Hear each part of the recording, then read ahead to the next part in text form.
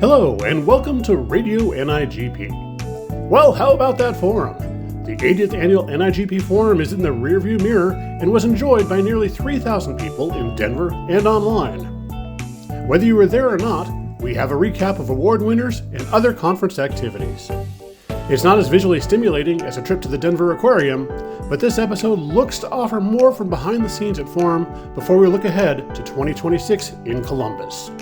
So grab your drink of choice, sit back, and enjoy this episode of Radio NIGP.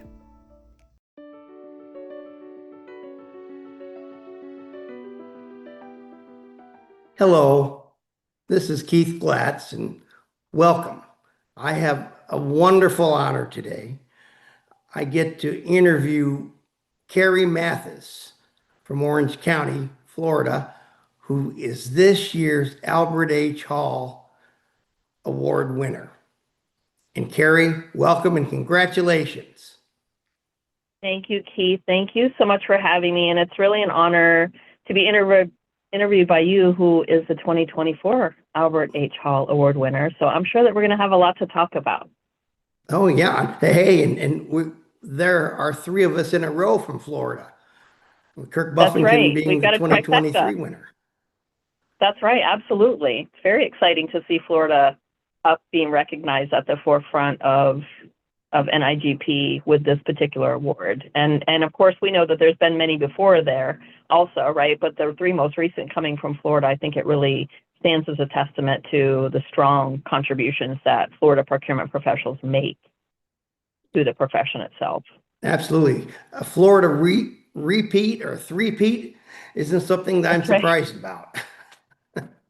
That's awesome. That's fantastic. And honored to be a female, right? Because there are very few females. When we look over the spectrum of all of the fellows, I think there's less than 10 actually that are women. And so I think that that's really equally something to be proud of, because it's a demonstration that females are really contributing significantly to the profession as well. And I'm hoping to see that trend building in the future, to see more females being recognized with this award as well. Well, Carrie, you're certainly one to set the mark on that. And everyone still needs to come up to the capabilities and ability that you've demonstrated over the years. And brings me to my next question. I just want to know, how do you feel now that you've won the award? You'll probably appreciate the response to this, that it feels very surreal, Keith.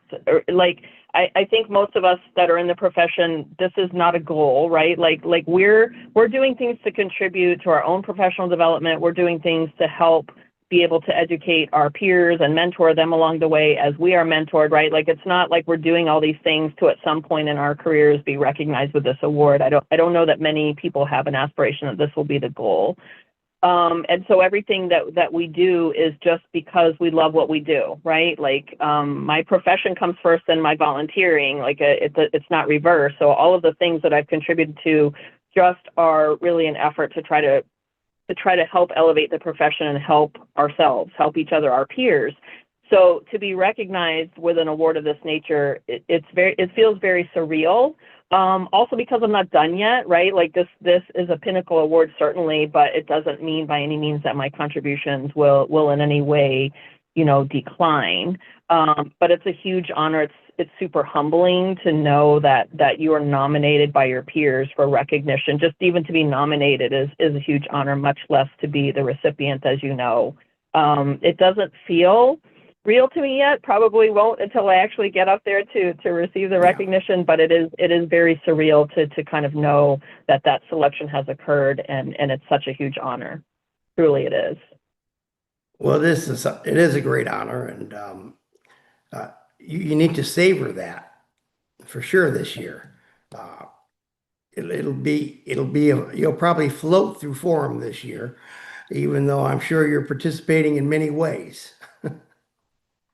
Yes, I have a couple sessions that are on the book, so I'm working through those and everything, but I do feel very much like it'll be a celebration for myself particularly, and I'm looking forward to that, and being able to just articulate on the stage to the best that I can without being too emotional what it means, right, over the course of your career to be able to contribute to that level, right? Like the contributions have made an impact on people and the profession, and that's what's so humbling and honoring to be the recipient, is to know that you've made an impact, right? Like we weren't trying to necessarily, we were doing the best that we could to help develop ourselves and others, right? But you do make an impact that maybe you don't necessarily realize in the process of doing those things, right? And I think that's what this recognition stands to kind of acknowledge, is the impact that one has, intentional or unintentional.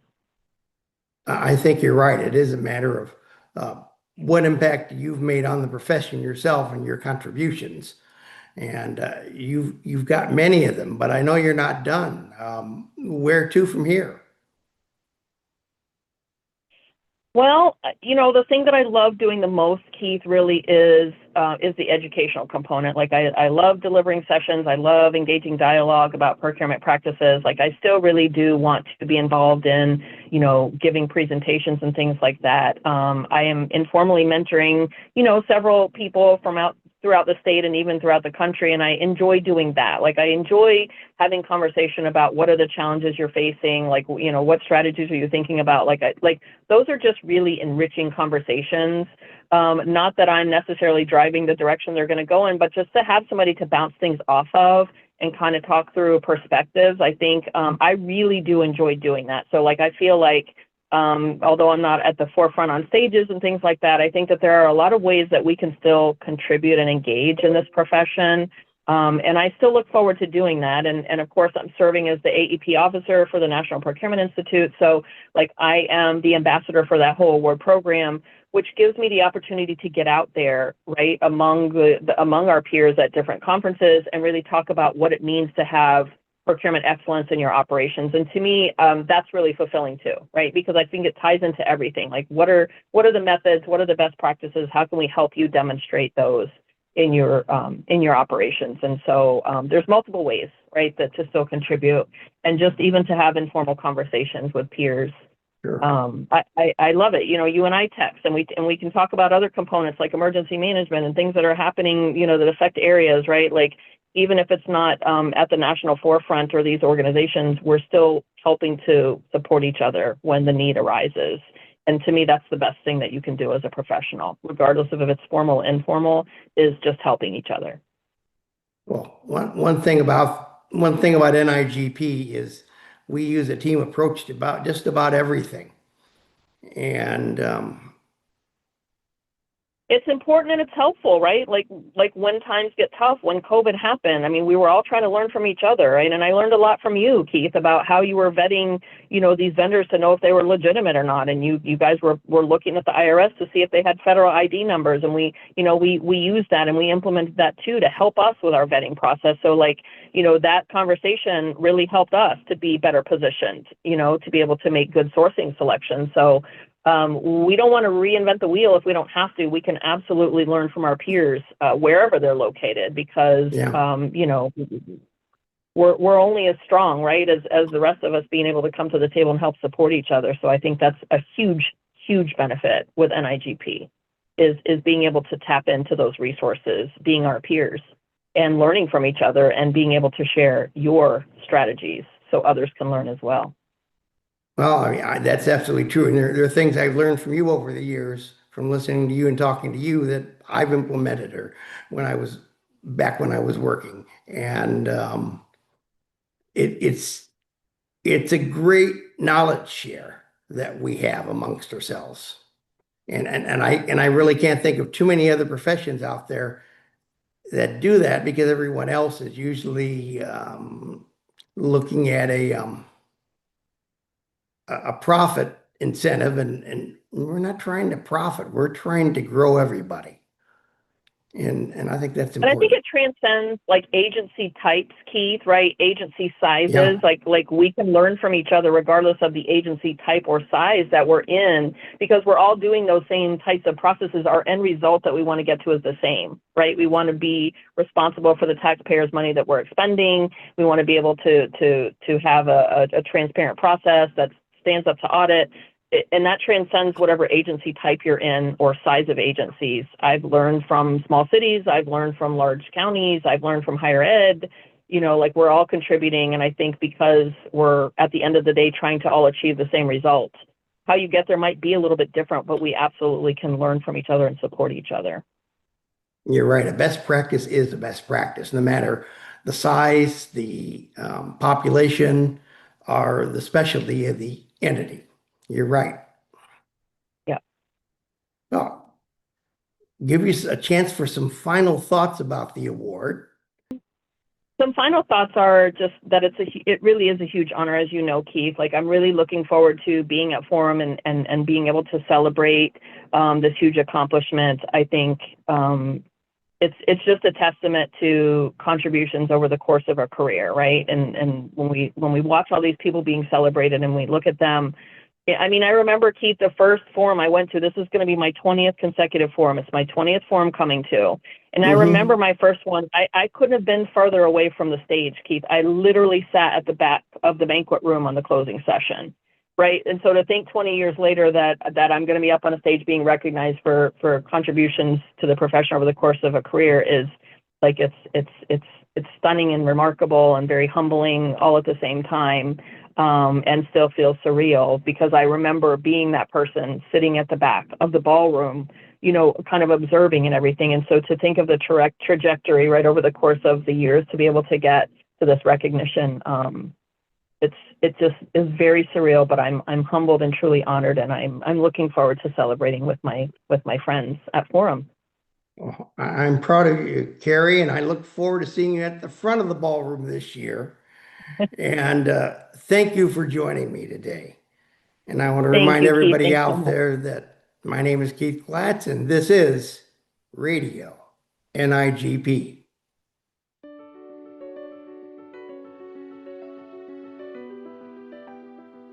Hello, everyone. I'm Linda Allaire, a staff member with Radio NIGP, and I am so pleased to have with me today John Walton, the former procurement leader for the state of Oregon, and our newest Ann Detheridge Meritorious Service Awardee. John, welcome. Thank you very much, Linda. It's so nice to be here with you. Well, and just to give our listeners a little bit of information, could you just tell us how many years you have in public procurement and some of your volunteer things with NIGP? Just a quick overview. Well, let's see. It's still counting. It's still going. I think it's 27 or 28 years. I'm ostensibly retired from my main job, but I'm still involved in public procurement. For NIGP, I've been on the board. I've been a chairperson of the Legislative and Position Committee. I have contributed a lot to the global best practices. I've helped write a couple of publications and draft up some teaching curriculum. And like you, I'm one of the instructors for NIGP. And like you, I also work for NIGP Consulting. So it's amazing. It started small and then it got big. Great. And I understand you sing in a large choir, and I'm sure you've got other volunteer stuff that you do because you're just that kind of guy.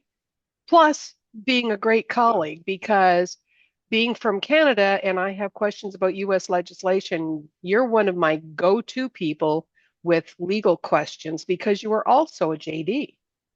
And right back at you. We've collaborated on a lot. So I have a question for you. How did Sure. you feel when you received word that you were this year's Ann Detheridge Awardee?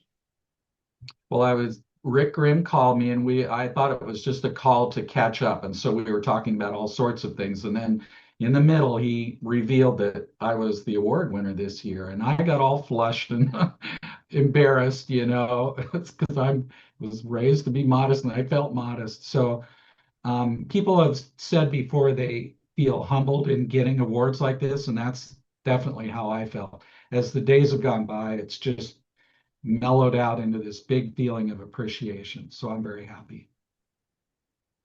And what does this award mean to you on a personal level, aside from just being overwhelmed with the receipt of it? Well, it's made me reflect a little bit, particularly on my service with NIGP, which is what this award is about.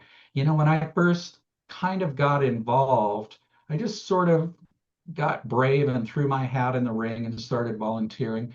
And right away, I felt lots of welcoming and warmth. And then as I was involved with things more and more, I just kept feeling respect from people and appreciation from them.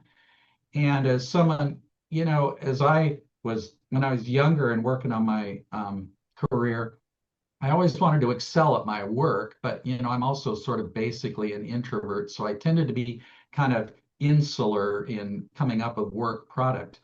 But as you grow older, with each decade, you start realizing how it's nice to collaborate with other people and to share with other people and get wisdom that comes from working with other people.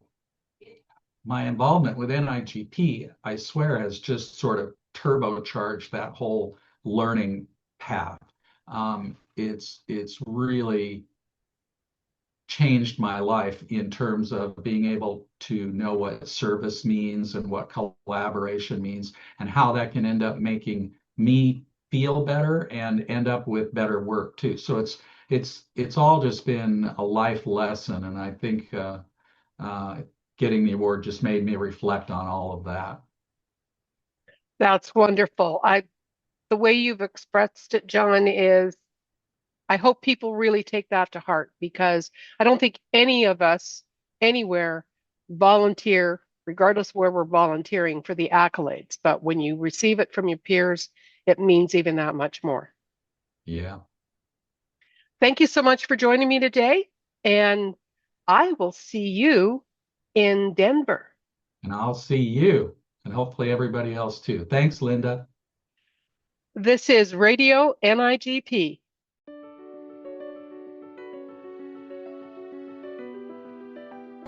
All right, I'm here with Tabitha, who is the president for the Central Florida chapter of NIGP, and you just won an award at NIGP Forum for your chapter. What is the award? We are super excited. We just won the Outstanding Membership Award for NIGP, and it is monumental for our chapter. We have been doing this for a few years. I've been president for 4 years, and this is our third Outstanding Award. I am so proud of my membership and for my leadership team. We couldn't have done it without each other. You're great. I don't even have to ask any more questions. So this is Tara with Radio NIGP, and congratulations. I'm Tabitha, Central Florida chapter of NIGP. Go for it. This is Tara from Radio NIGP, and I am here with John, the past president for OCAP, the Oklahoma Association of Public Procurement. And they just won an award here at NIGP for their chapter. Can you tell us what award you won and what it means for your chapter? Well, we're proud that we won the Outreach and Advocacy Award. And basically, what does it mean? It's basically showing that we're doing what we had planned on doing. We want to get our membership involved, and we also want to work with state agencies to show them the importance of the procurement profession. So I think being recognized for outreach and advocacy shows that we've accomplished that mission. We had a lot of challenges over the year, but we met them head on. And we're doing what our membership want us to do, and that makes us perfect. That's awesome. Congratulations. Thank you. Thank you you very much. Thank you. Yeah. Hi, this is Tara Acton with Radio NIGP, and I am here with Jimmy, who is the West Virginia chapter of NIGP, Chair of Education and Professional Development. I hope I got your title correct. You did, correct. And you guys just won an award here at Forum. We did. Woo! And what does it mean for you? We are the Chapter of the Year for Operations, and it means the world to us. It means a revitalization of our chapter. We have made great strides in the last year. It proves that hard work and determination really do pay off. Awesome. Congratulations. Thank you. Thank you. Thank you. Okay. So, hi, it's Tara Acton again with Radio NIGP. I am here with Robin. She is with IPPA, the Idaho Public Purchasing Association. And they also just won an award for their chapter here at Forum. What award did you win? Outstanding Chapter in Professional Development. That's awesome. And what does that mean for your chapter? It means a lot for us because obviously we love NIGP classes, but we've tried to tailor more classes to Idaho specific statutes and laws and regulations. And we started that last year, and it's been a real success, and people are loving it. So it means a lot for us. That's awesome. Well, thank you and congratulations. Yeah, thanks, Tara. Appreciate it. Yep.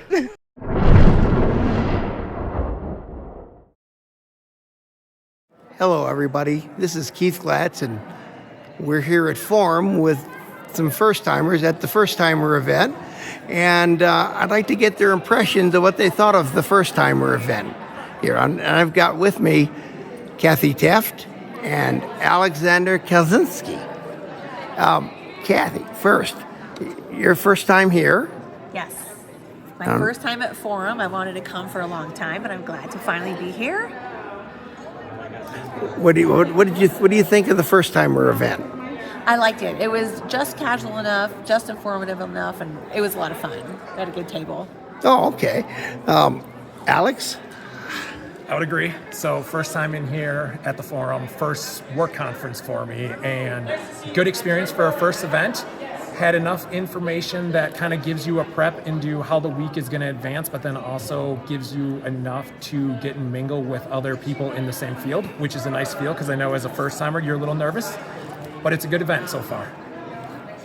Well, I'll step back here and you're both getting a shot here. What did you talk about at your table today? AI was the main focus for us, as everybody was kind of intrigued by it and learning what everybody else uses. So I would say AI was our big goal at our table. Okay. Yeah, that for sure. And then we also kind of went around the table, not around the room, but the table. And we talked about what we all wanted to get out of it and what we were all looking forward to this week at Forum. Okay. Well, thank you. Thank you, Kathy and Alex, for joining me today. And this is Keith Glatz reminding you that this is Radio NIGP. Thanks, Keith. Thank you.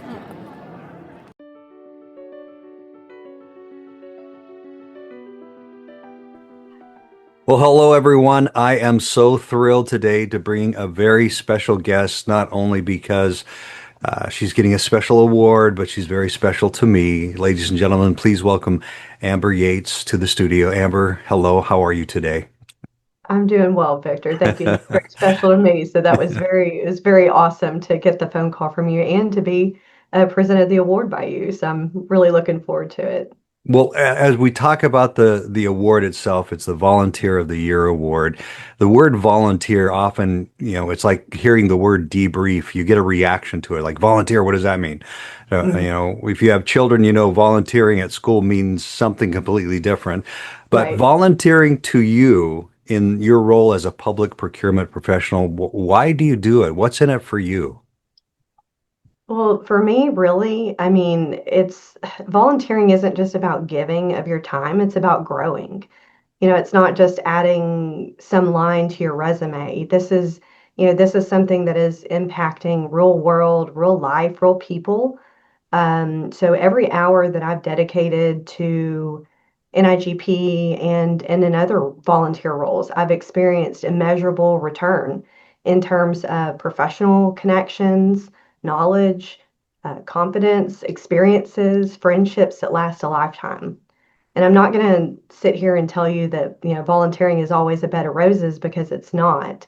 It's kind of like being a parent, but on a smaller scale. There's sometimes some challenging times, some hard decisions, and times that push you out of your comfort zone. But the reward and the growth is so worth it.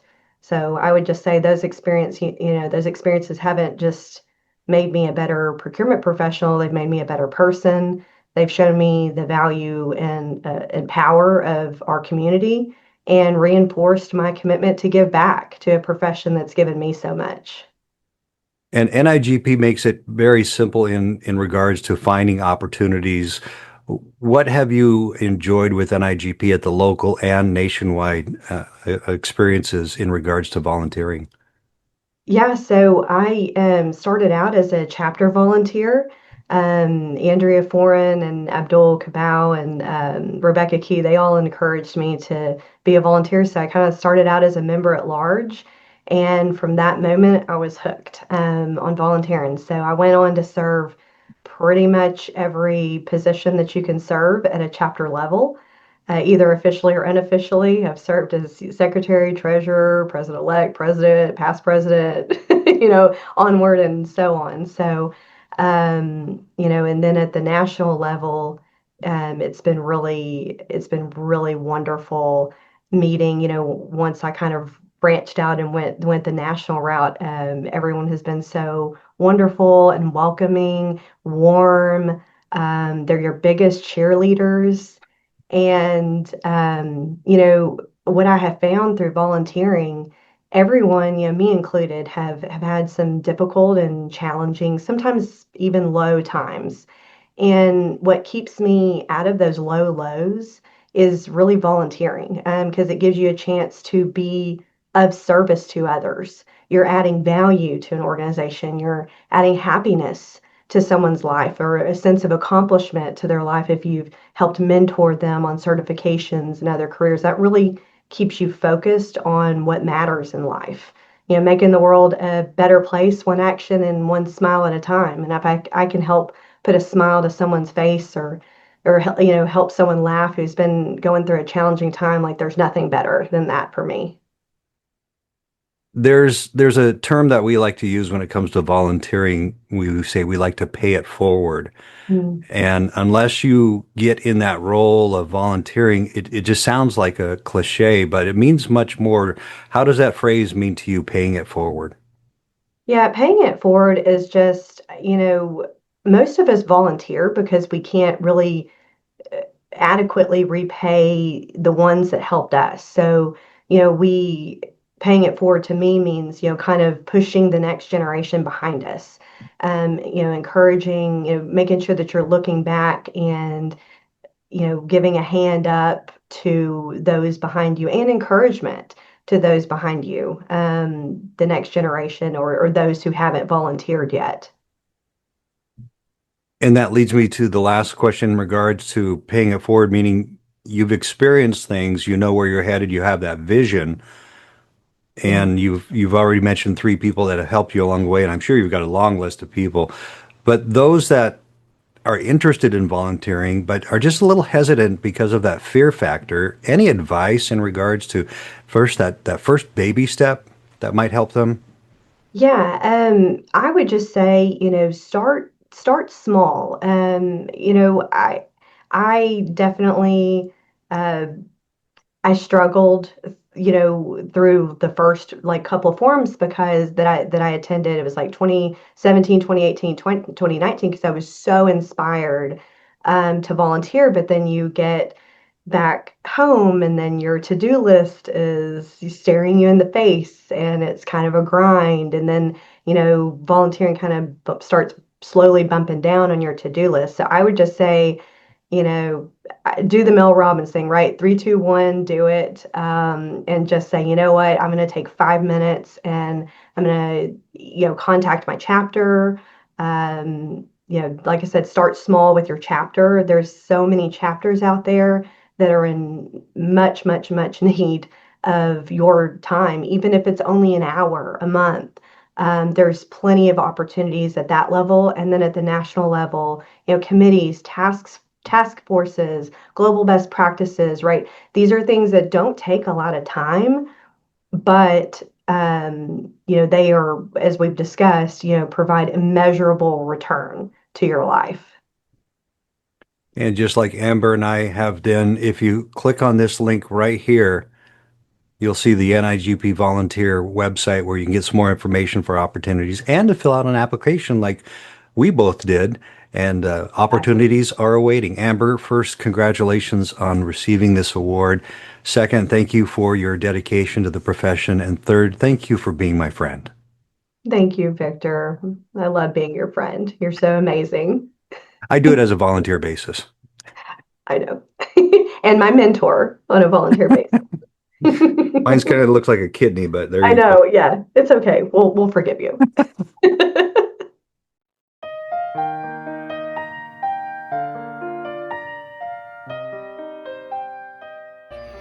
Hey, good morning, Rick. Just wanted to chime in and here send you some best wishes for your retirement and the beginning of the new chapter of your best life going forward. So I want to thank you for your inspiration, for your dedication, and for your efforts to make our profession better, make us better, and also raise our profile for the last 28 years.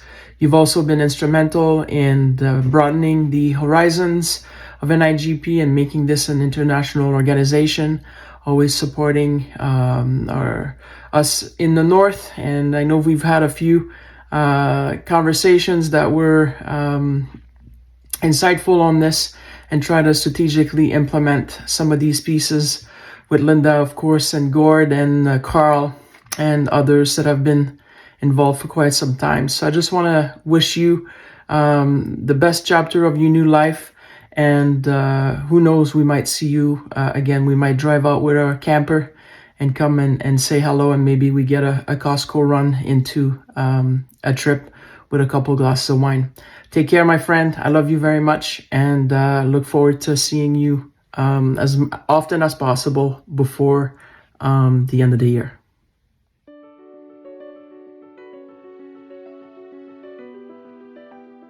So I get to do one of my favorite things of all time, and that's give people their flowers.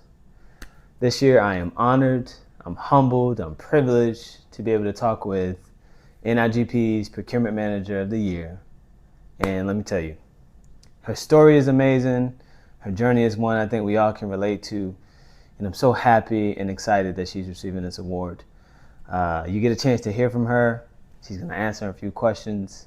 But without further ado, this year's Procurement Manager of the Year, Kendall Foos. Well, thanks for having me, Radio NIGP. Personally, this award means a lot because the procurement professionals back the office on the team, they nominated me. So that signals to me that they trust me to lead and that they appreciate the effort. So it's really helping me feel seen. As far as professionally, NIGP is really the premier organization for public procurement, and they have set the bar so high with their ethical standards. And so to me, it signals that I'm doing something right. I look at the awardees that have received this in the past, and they're really Hall of Famers. So it just is really special, both personally and professionally. The advice that I'd give is twofold. The first would be to get connected. Get out from behind that desk and get to a chapter meeting or pursue your certification. Those connections are the thing that you're going to keep coming back to and are going to be some of the things that sustain you throughout your career. The second is to foster those relationships. So when you're at the next event and you connect with someone, be committed to following up with them, because those are the folks that you might be able to call upon to give you a fresh perspective, be a sounding board, to get advice on a solicitation or a contract, or maybe even commiserate about something like a challenge that you're facing, because you know what, they just get it. So I encourage you to get connected, foster those relationships, and have a little fun while you're at it. Mentors have had a huge impact on me. At the beginning of my career, I had a few different CPOs tell me to stick with it, keep going to the NIGP classes and pursue my certification. Towards the middle part of my career, I had folks pushing me to apply for different job openings that would take me to the next level. And then still now, I get together with other leaders that I admire and that inspire me. And I just take in their feedback. I ask questions, I stay curious, because feedback has been a really, truly amazing gift to me in my career. I think looking back on my procurement career, the thing I'm most proud of is my ability to learn and grow, just find that learning culture within myself. I came in at an entry level in public procurement without going to school for it, then was mid-level, senior level as an individual contributor, then became a supervisor and a manager, and now I'm a director at the Port of Portland. And so it's just been a really amazing career journey, and I'm so appreciative what public procurement has done for me and my family as a career.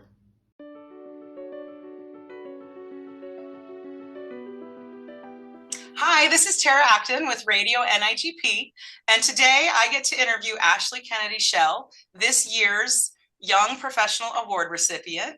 Congratulations, Ashley. To start, I just want to ask, is there a particular individual or group of people that helped introduce you to NIGP leading up to your selection for this award? Absolutely. Thank you, Tara. I'm glad to be here. So back in 2019 is when I first became a procurement manager. My then supervisor, Stacy Gregg, introduced me to NIGP. And at the time, I was introduced to, or she presented the opportunity to become an item writer for the NIGP CPP, which I thought was a wonderful experience. And I thought that it was something that would fit. So once I started getting involved, I continued to stay involved and became a committee member of the Access and Opportunity Committee, which was at that time the DEI, or Diversity, Equity, Inclusion Committee. From then on, I constantly stayed involved and then became the Access and Opportunity Committee chair. So that was my journey for NIGP. Sounds like you've been very busy since you were first introduced to NIGP. I know that we've talked a little bit before. You're also involved with your local chapter. I know we call it SCAGPO. Is that South Carolina Association of Government Procurement Officials. Yes, it's a long name, but I am part of SCAGPO. I'm the Region 1 director. It has been a great experience as well. I have my hands, I feel like, in a lot of committees because I truly love the profession and giving back to the organization. But I've worked on like the forum committee as well as the professional development committee and several others. It has definitely been a rewarding experience. And I also did forget to mention another NIGP committee that I am involved in is the item writing committee as well. I've been reappointed to that position, so. That's exciting to be part of something that is going to impact our profession forever. So that's awesome. Is there any particular like experiences that you've had since you've gotten more involved with NIGP? Anything that has been a change for you in your career as a result of NIGP? I will say there's been quite a bit of change politically around diversity, equity, and inclusion. So I will say, you know, being the chair of the Access and Opportunity Committee has been quite a challenge. First, because as a committee, we had to make a few changes to our policies, to our position description, and that has been quite a challenging, yet I do feel that it's very rewarding because it is important that we continue, that the mission continues to be the same and that we serve the membership. So it was a challenge, but I also think it's helped me grow and think outside of the box as a procurement professional. I really appreciate that as someone who sits as a liaison to the committee. So outside observer, I think you're doing great work there. As we're getting kind of close to wrapping up the overall interview, would you have any advice for other young professionals that are either just entering the field or maybe have been in procurement for a little while but aren't involved? Like, what would you tell Ashley from 5 years ago if you were given that opportunity? I would definitely say get a mentor, get someone that you can trust, that you can lean on, so that they can help lead you and allow you or open opportunities so that you can be able to give back to the profession. I think that's the main thing, because if I didn't have a Stacy Gregg, I'm not exactly sure where my career would be. And I feel like I probably wouldn't be fulfilled giving back to the profession as a leader. So I would have to say definitely obtain a mentor early in your procurement profession. Early or late, we can always use mentors. So, well, congratulations again. Thank you so much for meeting with me today and kind of talking through this. I I think you've got a very bright future, and it's just very exciting to see where you go from here. So congratulations again. And this is Radio NIGP. Thank you. Thank you.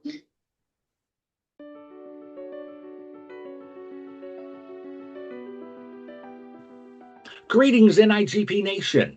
I'm Ted Phillips with a special spotlight here on Radio NIGP.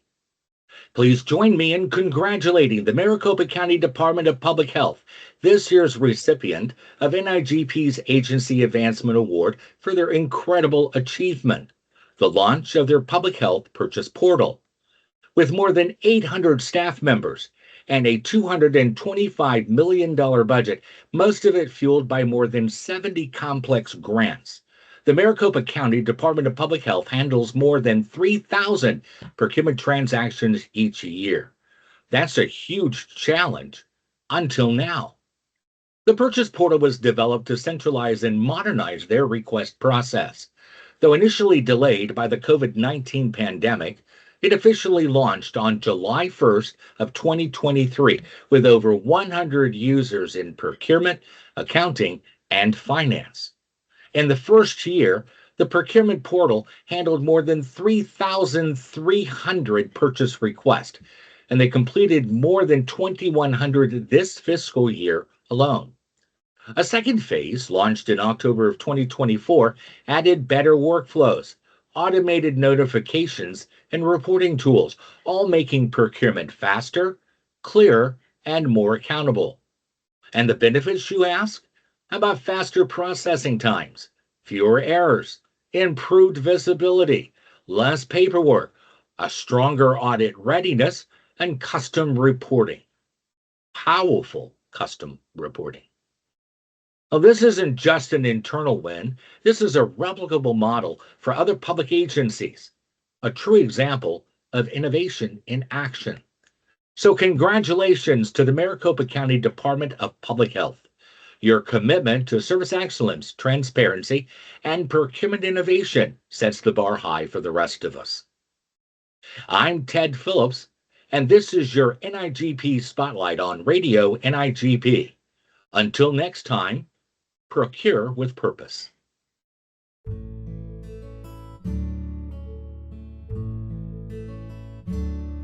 Hello, friends. Inspirational stories can uplift and motivate us by showcasing resilience, overcoming obstacles, and achieving success. In today's broadcast, you have heard examples of stories and inspiring tales from individuals and chapters that involve ordinary people that accomplish extraordinary feats. They remind us that with perseverance, resilience, and a positive attitude, we can overcome obstacles and achieve our goals, no matter how big they are. As you hear of these individuals, entities, and chapters, and all of their extraordinary feats, do you find yourself thinking, I wish I could do that? Well, guess what? You can! Make a plan and take that first bold step. And then the next one, and the next one. You will be surprised at just how quickly little steps make huge progress. As Franklin D. Roosevelt once said, the only limit to our realization of tomorrow is our doubts of today. Be encouraged and know that your ambition has gotten you to where you are. Now be persistent and keep moving forward to be where you want to be. You've got this. It likely won't happen overnight, but one thing is for certain. It will never happen if you don't try. So get out there and make that magic happen. Sharpen your skills. Make your goals big enough that they challenge you and likely even scare you a little bit. Find a mentor or two that will help guide you and cheer you on when the journey gets hard. You may not know what's going to happen when you try, but if you don't try, again, nothing's going to happen. So until next time, friends, keep on trying.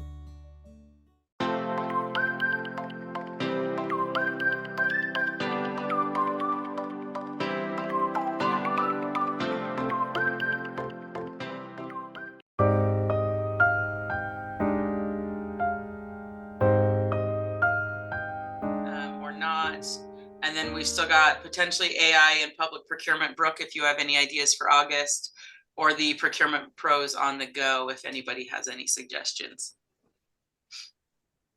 I don't know if you're still driving, Brooke, but did you have any thoughts on AI and procurement?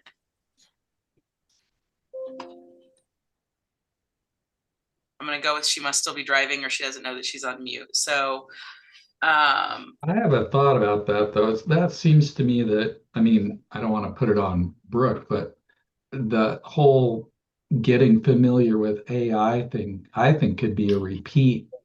We could do that every other month, and say, hey, I tried some more AI this month, and here's what I found out you can use it for. Or, I learned really good advice about what to do or not to do with AI, or tips about prompts are always helpful. Yeah. What do you think? That's yeah, I was going to go with that. It would be really fun to do like a my favorite prompt thing. Yeah. It just keeps coming back around because I just got off a call with Microsoft's AI team and they were sharing some of their prompts that they use internally. And they had some pretty cool ones, but they were long, right? The good ones are Yeah. long and it takes time to develop. So if we could share them so we don't have to reinvent them, it's like spec writing, right? It is. It's like that. I would love to have a little library, and maybe we can just sort of spur that. I see little things show up on my telephone, hey, 5 new prompts that improve my life. Well, we could be doing that too. Yep. Yeah, top 10 prompts. Cool. Ted?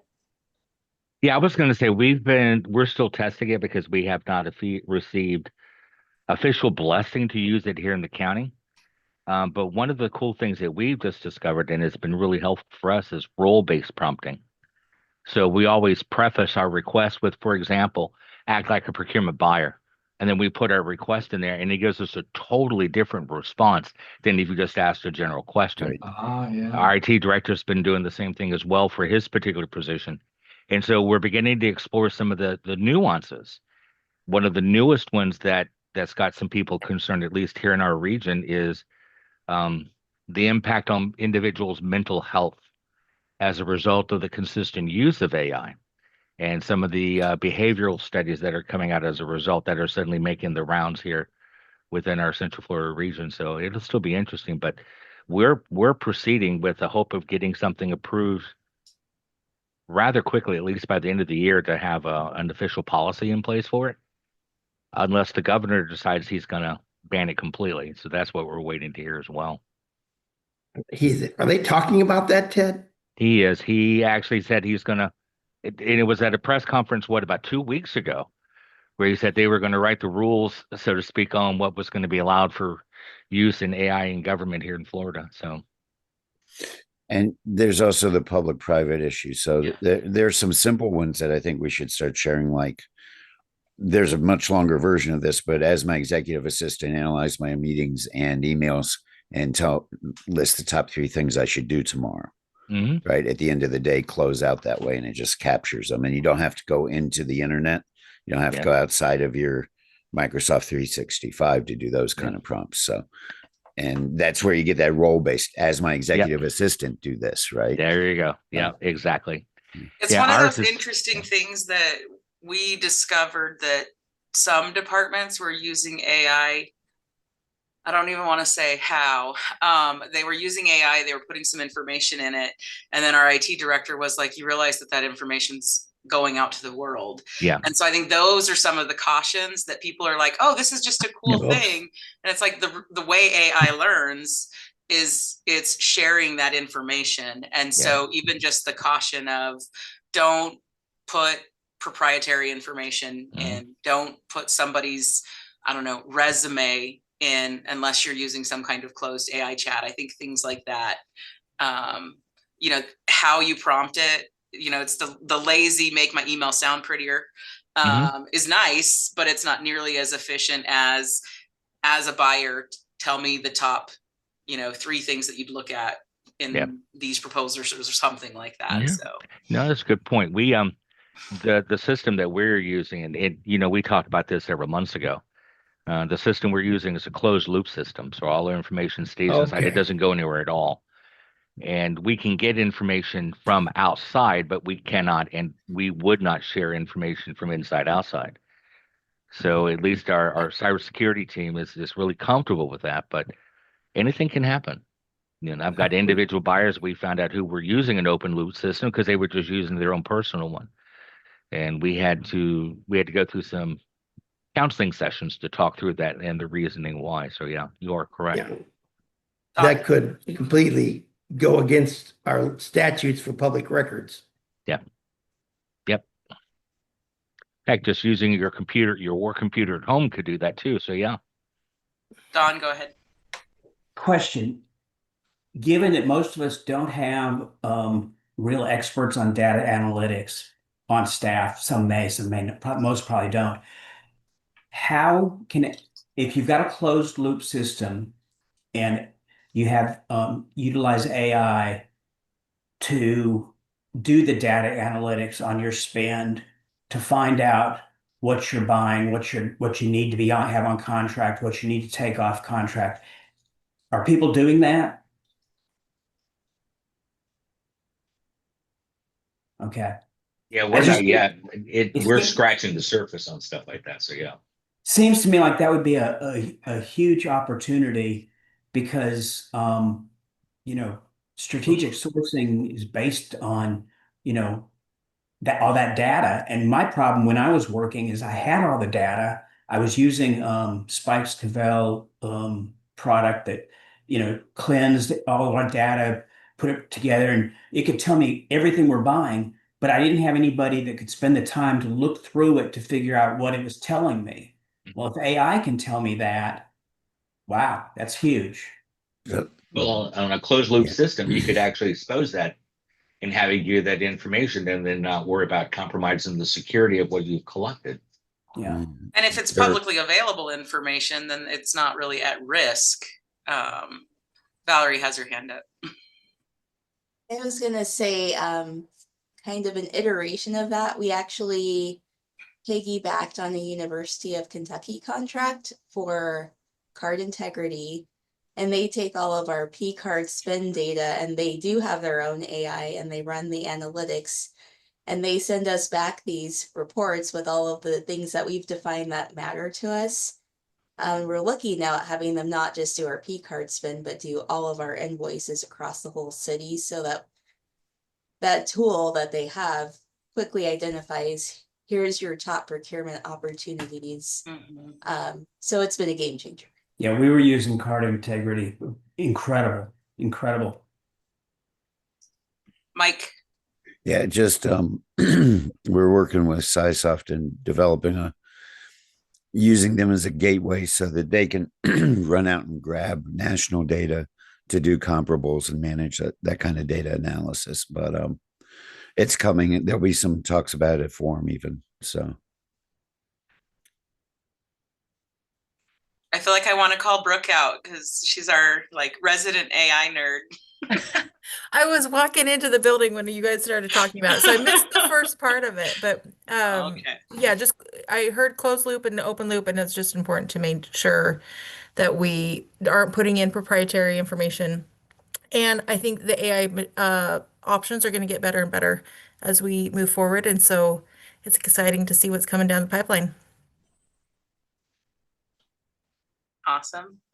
We started, Brooke, by saying, hey, we should be doing more short segments on Radio NIGP, sprinkle them in, and we could just cover all kinds of topics because a lot of people for probably the next several years are going to be playing catch up, some of the basic stuff about basic etiquette, prompts, advice, best applications.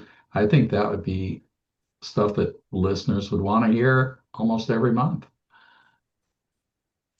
I put it in the chat because I didn't want to disrupt conversation because I felt like we were having good conversation. I think Victor might be able to steal that 2 or 3 minutes, just Radio and IGP staff talking about as either an after hours or some segment for August, because it's, the reality, we're all kind of curious about it and making our way through it. And